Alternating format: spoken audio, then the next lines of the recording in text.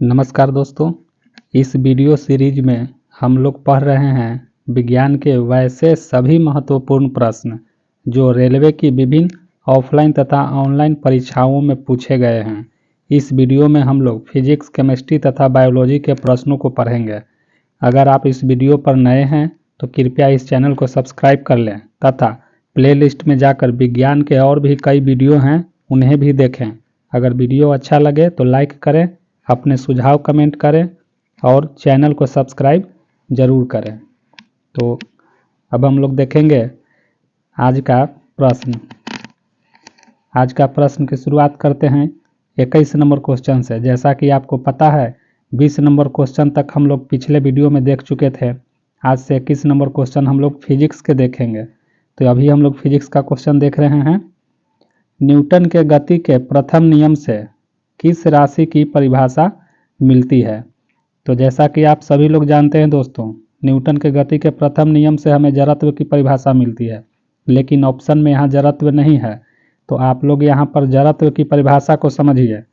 जड़त्व का मतलब होता है कोई वस्तु यदि विराम अवस्था में है तो वह विराम में ही बने रहने की कोशिश करती है, या वस्तु गतिशील है तो वह एक समान गति में बने रहने की कोशिश करती है। यही जड़त्व की परिभाषा में जो एक समान गति शब्द आया है उसी को हम लोग यहाँ डी नंबर ऑप्शन सही बनाएंगे। तो इसका सही आंसर हो जाएगा डी।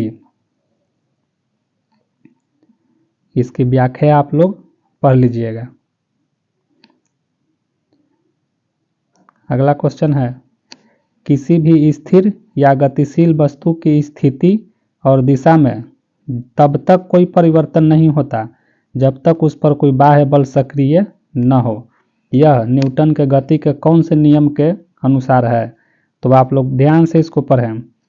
किसी भी स्थिर या गतिशील वस्तु की स्थिति और दिशा तब तक परिवर्तन नहीं होता जब तक कि उस पर कोई बाह्य बल सक्रिय न हो। यह जड़त्व की परिभाषा है दोस्तों, जो कि न्यूटन के गति के प्रथम नियम की बात करता है। तो यहाँ सही ऑप्शन हो जाएगा मेरा ए। सही ऑप्शन कहता है न्यूटन के गति विषयक प्रथम नियम। न्यूटन के गति के तृतीय नियम में हम लोग जानते हैं कि प्रत्येक क्रिया के समान व विपरीत प्रतिक्रिया होती है। यह गति के विषयक का भी यह एक नियम है। हालांकि इस प्रश्न का सही आंसर हो जाएगा ए। इसकी व्याख्या आप लोग अच्छे से देख लीजिएगा।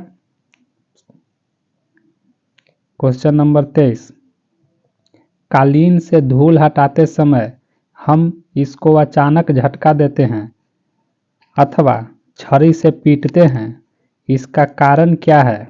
तो इसका कारण है दोस्तों कि हम लोग इस सर्वप्रथम इसको क्वेश्चन को ध्यान से पढ़ें, समय लें, वीडियो को पॉज कर करके इसको बनाने की कोशिश करें। यह विराम के जड़त्व का प्रश्न है दोस्तों। तो इसका सही आंसर हो जाएगा ये। चलिए ए नंबर पढ़ने की कोशिश करते हैं। विराम के जड़त्व में धूल अपना स्थान जमा लेती है तथा कालीन से धूल तभी हटती है जब कालीन में गति प्रदान की जाती है। होता यह है कि जब कालीन पर धूल बैठी रहती है तो कालीन के सतह पर धूल की स्थिति विराम स्थिति में रहती है। ठीक, जब हम इसे कालीन पे डंडे से पीटते हैं तो कालीन मेरा एकाएक गति अवस्था में आ जाती है, लेकिन उस पर बैठे धूल कण विराम में ही बने रहने की कोशिश करती है। अतः धूल कण कालीन से अलग हो जाती है। यह जड़त्व के नियम के अनुसार काम करता है। और सही ऑप्शन ए सही इसका हो जाएगा। व्याख्या इसकी आप लोग पढ़ लीजिएगा। व्याख्या पढ़िए जरूर, व्याख्या पढ़िएगा तो आपको प्रश्नों को, एक प्रश्न से कई प्रश्न बनते हैं दोस्तों, इसीलिए व्याख्या सहित मैंने यहाँ लाया है। आपको व्याख्या जरूर पढ़नी चाहिए। किसने कहा है एक पिंड विराम अवस्था में तब तक रहेगा जब तक कि बाहरी बल पिंड पर कार्य नहीं करता? यह कहा है दोस्तों न्यूटन ने। कब कहा है? तो जड़त्व के नियम के समय यह बात कही है। व्याख्या पढ़ लीजिए। यह होता ऐसा है दोस्तों कि जड़त्व के नियम को ही कई तरीके से कहा जाता है। बात एक ही रहती है, तरीके अलग अलग होते हैं। इसलिए आप जड़त्व से संबंधित प्रश्नों को बनाते समय उस पर थोड़ा सा ध्यान दे करके पढ़ेंगे, क्योंकि एक ही बात को कई तरीके से बोल करके पढ़ाया जाता है। एक गतिशील बस में अचानक ब्रेक लगाने से सवारी आगे की ओर झुक जाती है। यह किस नियम का पालन करता है? यह भी न्यूटन के प्रथम नियम का अर्थात जड़त्व के नियम का पालन करता है। अचानक ब्रेक लगाने से आगे की ओर झुकना, यह जड़त्व के कारण होता है। ऑप्शन में जड़त्व नहीं है, लेकिन ऑप्शन नंबर ए में न्यूटन का प्रथम नियम दिया हुआ है, यही तो जड़त्व बताता है। सही ऑप्शन आंसर हो जाएगा ए। व्याख्या अच्छे से पढ़ लीजिएगा।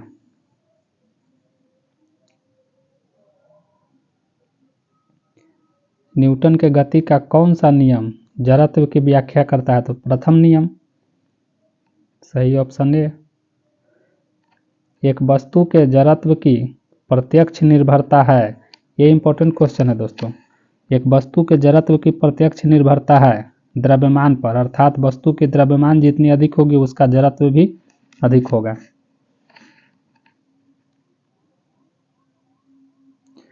इसकी व्याख्या में पढ़ लीजिए। जड़त्व सदैव द्रव्यमान के सीधे समानुपाती होता है। जड़त्व के अंतर्गत कोई वस्तु तब तक अपनी विराम अवस्था में रहती है जब तक कि कोई बाह्य बल उस पर आरोपित नहीं किया जाए। अगला क्वेश्चन, जड़त्व का नियम सर्वप्रथम किसने दिया था? जड़त्व का नियम सर्वप्रथम दिया था गैलीलियो ने। न्यूटन से बहुत पहले के गैलीलियो थे, उन्होंने ही यह बताया था। बाद में न्यूटन साहब ने इसकी और विस्तृत व्याख्या की थी। गुरुत्वाकर्षण नियमों के आविष्कारक कौन थे? गुरुत्वाकर्षण नियम का आविष्कारक न्यूटन थे। इन्होंने ही सर्वप्रथम बताया था कि दो द्रव्यमान एक दूसरे पर गुरुत्वाकर्षण बल लगाते हैं। देखिए कितनी बार यह परीक्षाओं में पूछा गया है। इसी प्रश्न को देखिए पूछता है, गुरुत्वाकर्षण के नियम का प्रतिपादन किसने किया था?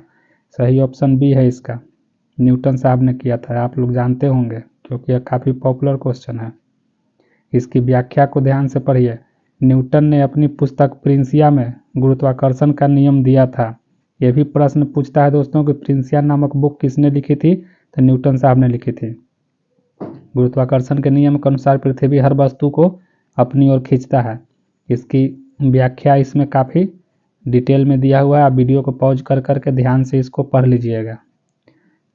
यहाँ एक चीज़ मैं कहूँगा कि याद कर लीजिएगा, कैपिटल जी क्या होता है? तो कैपिटल जी गुरुत्वाकर्षण नियतांक है। इसका मान 6.67 × 10⁻⁻11 न्यूटन मीटर स्क्वायर प्रति किलोग्राम स्क्वायर होता है। यह कई बार पूछता है कि कैपिटल जी का मान क्या है और कैपिटल जी का एसआई यूनिट क्या है, एसआई मात्रक क्या है, दोनों पूछा जाता है। इसको भी आप लोग पढ़ लीजिएगा। मैं इसीलिए व्याख्या सहित लाया हूँ ताकि एक प्रश्न से कई प्रश्न बन भी जाएं तो आप उसे बना सकें। चूँकि यह इतिहास नहीं है दोस्तों, यह साइंस है। यहाँ एक प्रश्न में कई प्रश्न छुपे रहते हैं, इसीलिए प्रत्येक प्रश्न को ध्यान से पढ़ना है। रेखीय संवेग संरक्षण बराबर होता है। रेखीय संवेग संरक्षण किसके बराबर होता है? तो ऑप्शन नंबर ए प्रथम नियम, द्वितीय नियम, तृतीय नियम, इनमें से कोई नहीं। इनमें से कोई नहीं। प्रथम नियम जड़त्व का कहता है, द्वितीय नियम में बल की परिभाषा मिलती है, तृतीय नियम में क्रिया के विपरीत और बराबर प्रतिक्रिया होती है, इसके बारे में है। यहाँ सही आंसर डी हो जाएगा। इनमें से कोई नहीं। इसकी व्याख्या देखिए। रेखीय संवेग संरक्षण निकल कर आता है कहाँ से? तो न्यूटन के द्वितीय और तृतीय दोनों नियमों के योग से निकल करके आता है। इसी वजह से इसका सही आंसर इनमें से कोई नहीं था। रॉकेट के ऊपर जाने का सिद्धांत भी संवेग संरक्षण पर आधारित है। हालांकि रॉकेट के ऊपर जाने का सिद्धांत, इस पर कई तरह के कन्फ्यूजन होते हैं दोस्तों। कहीं जगह दिया रहता है न्यूटन का तृतीय नियम, कहीं जगह लिखा रहता है संवेग संरक्षण के सिद्धांत पे। हालांकि दोनों ऑप्शन एक साथ कभी नहीं मिलते हैं, तो कभी कभी न्यूटन का तृतीय नियम भी दिया जाए तो उसको भी सही बना सकते हैं, अन्यथा संवेग संरक्षण के सिद्धांत पर यह रॉकेट काम करता है, इस पर भी बना सकते हैं। अगला क्वेश्चन, व्यक्ति का भार उस लिफ्ट में अधिक होगा। चलिए इसको समझने की ज़रूरत है। व्यक्ति का भार उस लिफ्ट में अधिक होगा। कौन से लिफ्ट में व्यक्ति का भार ज़्यादा फील होगा, ज़्यादा महसूस होगा? पहला, इसके ऑप्शन को ध्यान से पढ़ते हैं। स्थिर वेग से ऊपर की ओर चलता है? नहीं। स्थिर वेग से नीचे की ओर चलता है? नहीं। ऊपर की ओर त्वरित होने वाले? सही। नीचे की ओर त्वरित होने वाले? गलत। देखिए इसका सही ऑप्शन हो जाएगा मेरा सी आंसर हो जाएगा। देखिए एक्चुअली ऐसा होता है कि कई बार प्रश्न पूछते हैं लिफ्ट से संबंधित, तो इसका हम थोड़ा सा डिटेल बताना चाहेंगे। देखिए जनरली हम लोग का जो लिफ्ट है, यह लिफ्ट जब ऊपर जाता है या नीचे आता है तो इस स्थिति में इसका वेग स्थिर रहता है। चाहे यह लिफ्ट ऊपर जाए या नीचे जाए, इसका वेग स्थिर रहता है, अर्थात इसमें त्वरण नहीं रहता है। जैसे ही लिफ्ट में त्वरण आएगा, हमें और आपको जब लिफ्ट में चढ़िएगा, लिफ्ट में जब खड़े रहिएगा तो अपने भार में कमी या वृद्धि महसूस होना शुरू हो जाएगा। तो इसलिए आप लोग लिफ्ट में चढ़ते होंगे तब पक्का महसूस करते होंगे, पता ही नहीं चलता है कि लिफ्ट ऊपर जा रही है या नीचे आ रही है, अर्थात उसका बनावट ही ऐसा है तो वह स्थिर वेग से ऊपर और नीचे होता है। लेकिन यहाँ प्रश्न हमारा पूछता है कि व्यक्ति का भार अधिक कब होगा, तो ऊपर की ओर त्वरित होने पर। ठीक, यही प्रश्न पूछेगा कि व्यक्ति का भार कम कब होगा, तो नीचे की ओर त्वरित होने पे। ये दोनों चीज़ें ध्यान रखिएगा, एक प्रश्न से 2-3 तरह के प्रश्न बनते हैं। इसी में पूछ दिया जाता है कि जब लिफ्ट स्थिर वेग से ऊपर या स्थिर वेग से नीचे चलता है तो व्यक्ति के भार में क्या होता है, कमी या वृद्धि या कोई परिवर्तन नहीं होता है। जब स्थिर वेग से अर्थात शून्य त्वरण से जब चलती है लिफ्ट तो भार में कोई कमी नहीं होती है। इसकी व्याख्या भी आप लोग देख लीजिएगा।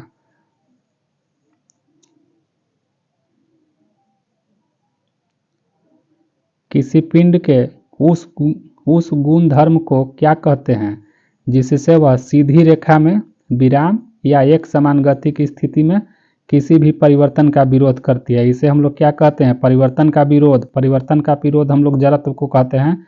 सही आंसर बी। यहाँ क्लियर बता रहा है कि विराम का या एक समान गति का परिवर्तन होगा उसमें तो विरोध करेगा, तो विरोध तो जड़त्व के कारण ही होता है। सही आंसर बी, परिवर्तन का विरोध करना ही जड़त्व का काम है। अगला प्रश्न, किसी पिंड का वेग समरूप कहा जाता है। कोई भी पिंड है उसका वेग समरूप कहा जाएगा, यानी एक समान कहा जाएगा। कब, तो इसलिए ध्यान से समझिएगा इसको। किसी भी पिंड का वेग समरूप कहा जाएगा, यानी वेग एक समान। आप लोग जानते हैं कि वेग एक सदिश राशि है और सदिश राशि में दो चीज़ें होती है, परिमाण और दिशा। और जो राशियाँ सदिश है उसमें परिमाण है और दिशा है। जब परिमाण और दिशा दोनों नहीं बदले तभी हम लोग उसको एक समान कहेंगे। परिमाण या दिशा दोनों में से कोई एक या दोनों अगर बदलने वाला हो, हम उसे एक समान नहीं कह पाएंगे। यहाँ कह रहा है किसी पिंड का वेग समरूप कहना यानी एक समान कहना, तो वेग तो सदिश राशि है, तो सही आंसर सी देखिए।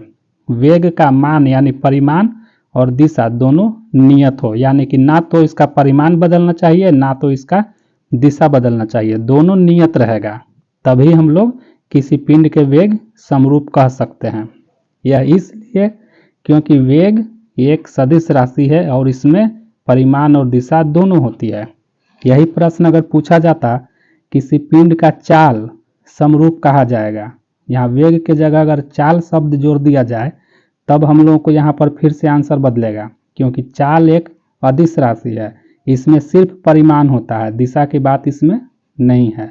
अगर यहाँ चाल रहता दिया हुआ तो मेरा ए नंबर ऑप्शन सही हो जाता, चाल का सिर्फ मान नियत रहे हो जाता, लेकिन यहाँ वेग दे रखा है इसलिए सही आंसर सी हो जाएगा।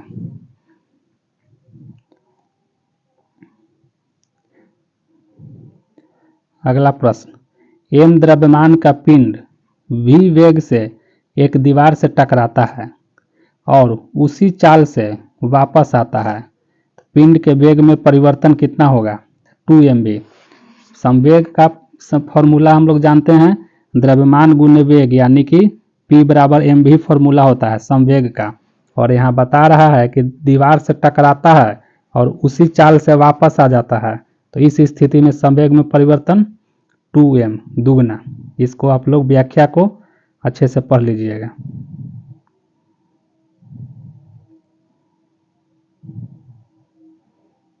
यहाँ थोड़ा सा मैं समझा दूं, अगर आप लोग चाहते हैं कि मैं व्याख्या को भी अच्छे से समझाते हुए आगे बढ़ूं तो कृपया कमेंट करके बताइएगा, अन्यथा मैं सिर्फ क्वेश्चन को बताऊंगा, व्याख्या आपको खुद से देखना चाहिए वीडियो को पॉज करके।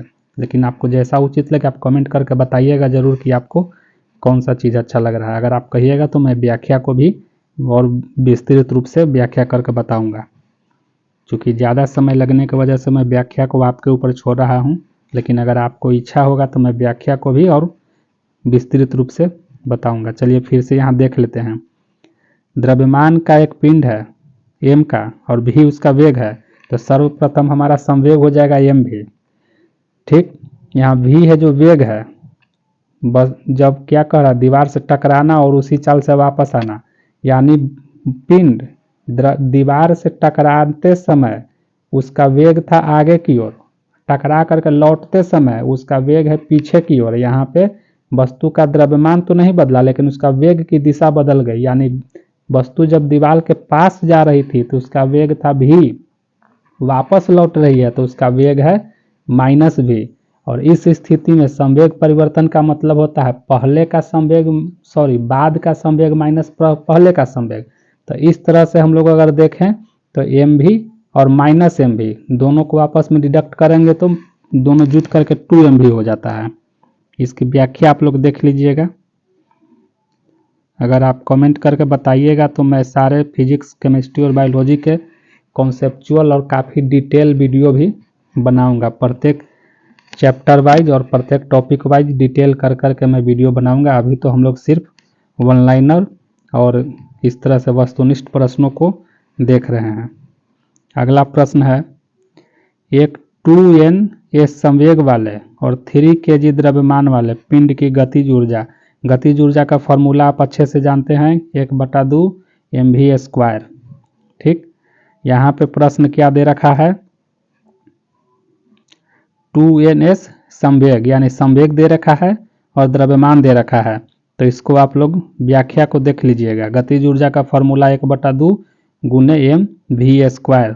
तो यहाँ पे आप लोग अच्छे से देख लीजिएगा, इसको देख करके थोड़ा न्यूमेरिकल्स टाइप का है, इसको कैलकुलेट कर करके बताना होगा। चूँकि हम लोग अभी तो फिलहाल बोर्ड पर तो पढ़ नहीं रहे हैं, आप लोग कमेंट करिएगा तो हम आपके लिए सामान्य विज्ञान साइंस के सभी विषयों का टॉपिक वाइज हम डिटेल वीडियो भी बनाएंगे। रॉकेट किस सिद्धांत पर कार्य करता है? चलिए आ गया प्रश्न, ABCD संवेग संरक्षण सिद्धांत, डी ऑप्शन सही है।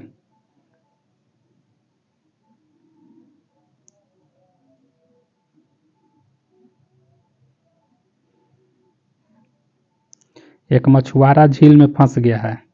अगला प्रश्न है, एक मछुआरा झील में फंस गया है क्योंकि उसके मोटर बोट की बोट खराब हो गई है। उसके मोटर बोट की मोटर खराब हो गई है। देखिए यहाँ मोटर शब्द होना चाहिए था, थोड़ा सा मिस हो गया है। किनारे तक पहुंचने के लिए उसे क्या करना चाहिए? किनारे तक पहुंचने के लिए उसे क्या करना चाहिए दोस्तों, सोच करके बताइए। ऑप्शन इसका पढ़िए ध्यान से।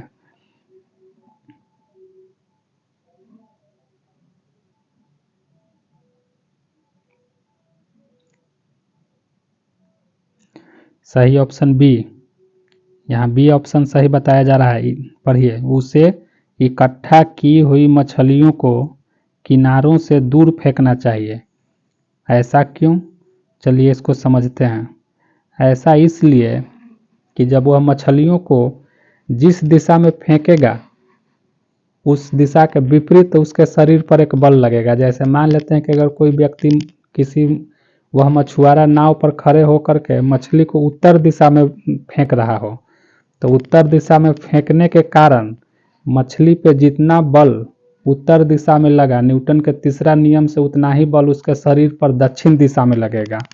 ठीक, तो इस प्रतिक्रिया के हिसाब से वह फेंकेगा मछली, तो मछली आगे की ओर फेंकाए या ना फेंकाए उसका खुद का नाव सहित शरीर दक्षिण दिशा की ओर जरूर खिसक जाएगा और यही प्रक्रिया के द्वारा वह धीरे धीरे धीरे धीरे किनारे पर आ सकता है। इसीलिए यहाँ सही ऑप्शन बी को दिया गया है। सभी के सभी परीक्षा में पूछे गए प्रश्न है।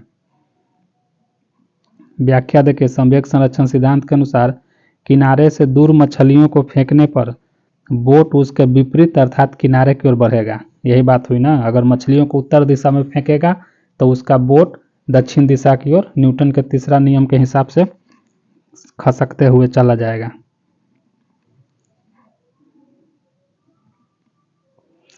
ऐसे चिन्ह से गुजरने वाले कण के लिए वेग को विस्थापन के मुकाबले में आलेखित किया जाता है। उसका वक्र कैसा होगा? एक दीर्घवृत्त होगा। एसएचएम की बात करें तो एसएचएम क्या होता है दोस्तों? सिंपल हार्मोनिक मोशन को बोलते हैं। इसकी व्याख्या पढ़ लीजिएगा।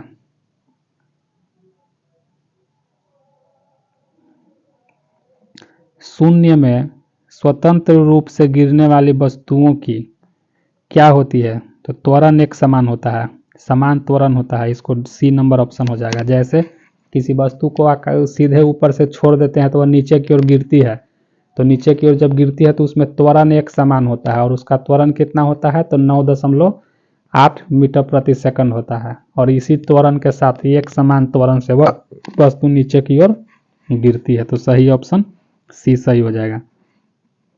वेग तो समान हो ही नहीं सकता है, गति समान हो ही नहीं सकती है, क्योंकि वस्तु जैसे जैसे नीचे की ओर आएगी उसका स्पीड बढ़ते जाता है। उसका त्वरण समान होता है, और कितना होता है? तो 9.8 होता है। व्याख्या भी वही कर रही है, पढ़ लीजिएगा। यदि पृथ्वी के उपग्रह की कक्षा दीर्घवृत्ताकार होती है तो दीर्घवृत्त का तल बताइए। पूछा गया है दोस्तों असिस्टेंट लोग को पायलट में।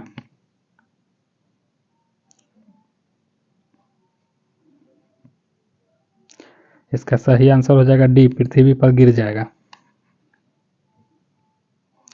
प्रश्न को अच्छे से समझते हैं।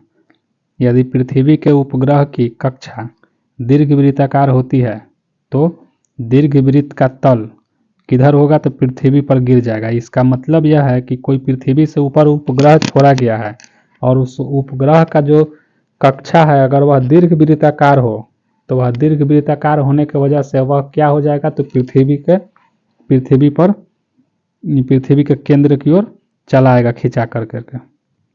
इसकी व्याख्या पढ़ लीजिएगा। यदि पृथ्वी का कोई उपग्रह दीर्घवृत्ताकार कक्षा में घूमेगा तो पृथ्वी का केंद्र कक्षा के एक फोकस पर होगा, अर्थात दीर्घवृत्त का तल पृथ्वी के केंद्र से जाएगा। स्प्रिंग का काठिन्य है सही आंसर स्प्रिंग की भारवाहिता धारिता। अब यहां से हम लोग केमिस्ट्री का क्वेश्चन देखेंगे दोस्तों। 20 नंबर क्वेश्चन, बाकी 19 नंबर क्वेश्चन हम लोग केमिस्ट्री का पिछले वीडियो में देख लिए थे। प्लेलिस्ट में जाकर के पिछला वीडियो देखिएगा। चलिए यहाँ से केमिस्ट्री का हम लोग क्वेश्चन स्टार्ट करते हैं। तत्वों और यौगिक के अणुओं को किसके द्वारा दर्शाया जा सकता है? तत्व और यौगिक के जो अणु हैं उसको किसके द्वारा दर्शाया जा सकता है? तो रासायनिक सूत्र द्वारा है। तो आप जानते ही हैं कि तत्व और यौगिक के अणुओं को रासायनिक सूत्र के द्वारा ही दर्शाया जाता है। सही ऑप्शन ए।